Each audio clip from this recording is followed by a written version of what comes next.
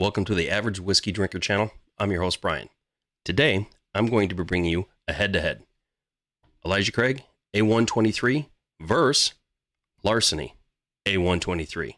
Which one will win? Stay tuned.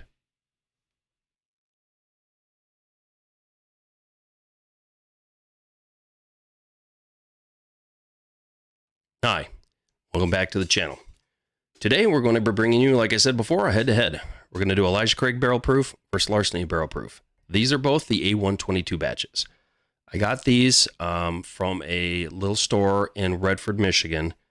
He had bunches of cases, believe it or not. It's pretty hard to find where I live in southeast Michigan, but he was able to procure, we'll say, a couple of them. That's also where I get my early times Kentucky 414.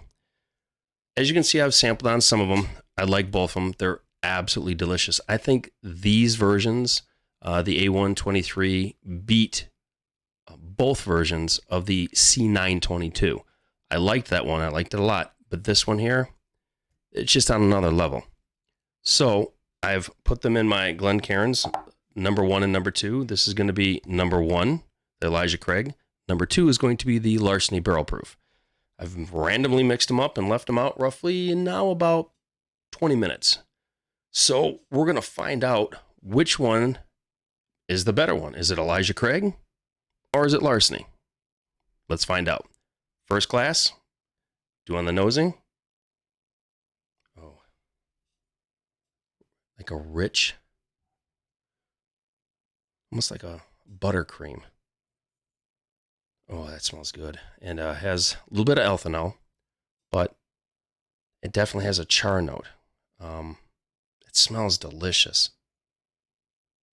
Now with the Elijah Craig, the barrel proofs, they're 12 years old, age stated. They come out just like the A, B, and C batch, which is for like January, then usually May, then usually September.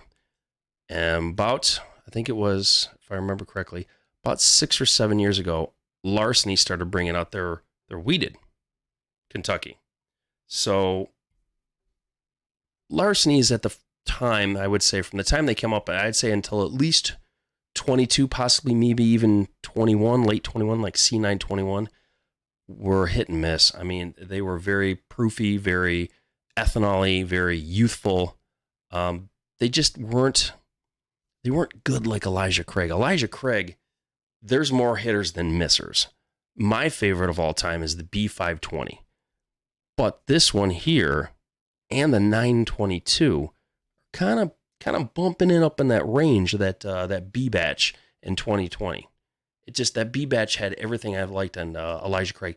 It had the char notes, it had the vanilla, it had the caramels, but it also had that Heaven Hill, that peanuttiness. But it was like peanut butter. It was like warm peanut butter. I can't explain any better than that. And it punched through, it hit the palate, it was viscous, it coated the glass. It was every single thing that you could want in a barrel proof. And at the time, I think those were only like $60. Now this is $80 and this is $60. So that's still not bad. I mean, you're getting a 12-year-old product and barrel proof at that. I mean, a lot of us out there on the YouTuber, we're proof 4s. So to me, I'm a proof 4.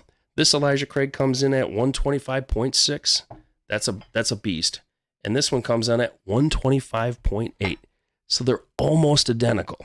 So we went on the nose of this glass here. Now we'll go to this glass. Oh, see, there's that peanut butter note, that chocolate covered peanut butter.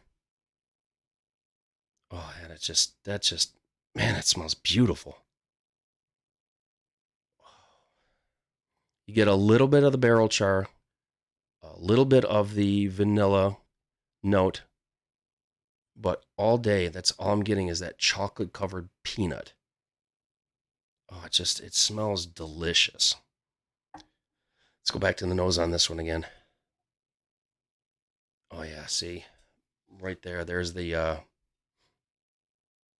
yeah, that's like a little bit of the peanutty note, but I get more like a warm drizzle of caramel on chocolate ice cream. The caramel kind of punches through a little more, but you just get that little note on the back. Yeah, this is gonna. I'm glad these are in black Glen. Glens, because it's gonna be really hard to determine. So we've nosed them both. Let's get into the taste.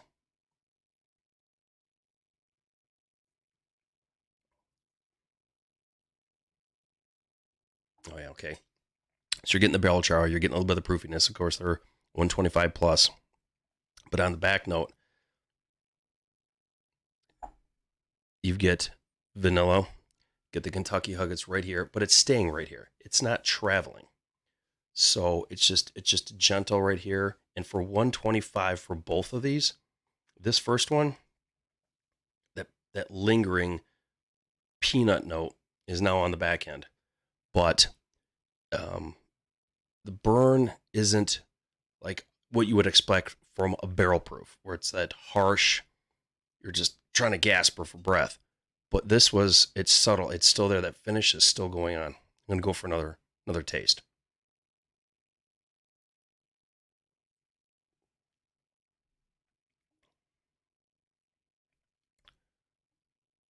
I could probably almost guess what this one is. I'm getting a wheat note, like a strong wheat note on the back end.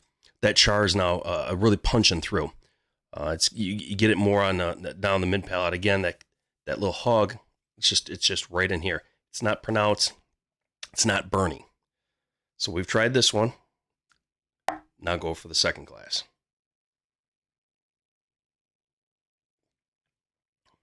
Oh, that's velvety.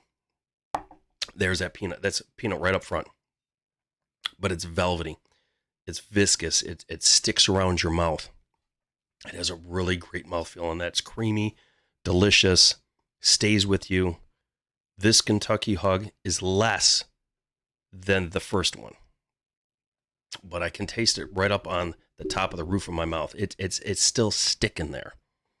You get the char note, vanilla, caramel on the back end, but I'm also getting like a red fruit, like a raspberry, like a muted raspberry, not like pronounced, but it's kind of still there. So I'm going to go in for a second taste.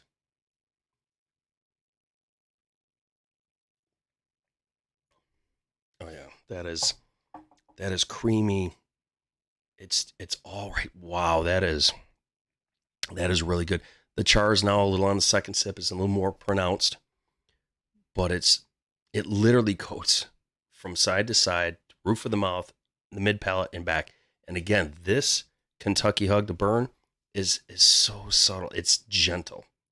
So for me, trying both newest batches of the barrel proof, with the smell, excuse me, the mouthfeel, the palate, the taste, and how it's just coats everywhere is going to be this one. And let's see what the winner is. I'll be damned. I really thought it was going to be the Larceny. The winner between the two, Elijah Craig, A123. This, if you liked the Elijah Craig Barrel Proof C922, you're going to love this. This has got the nuttiness, again, like we talked about, the nuttiness. We talked about the chocolate. But the biggest thing for me is the mouthfeel. This was good, don't get me wrong. It's really good, especially for $60. You cannot go wrong with that. This one for now $80 here in Michigan, it coated. It was almost like, if you've ever had old school, I'd say there's a difference. Old school now is, over 50 now. The old Ready Whip, when you put it in your mouth and you swallowed it, it left a coating in your mouth and you could just taste that note. That's what this one was like. It was very coating and very heavy, dense. But again, the hug was way less. So I would recommend, if you see these out there and you can snag them, do it. You're not going to go wrong with them. They're both great barrel proofs, both great prices, and you cannot go wrong. As you can see, I like them both. Again, I'm your host, Brian. This is the Average Whiskey Drinker channel. Like I always say, find a bottle, open the bottle, enjoy the bottle, because good whiskey is always meant to be shared. Thanks for watching. Talk to you next time.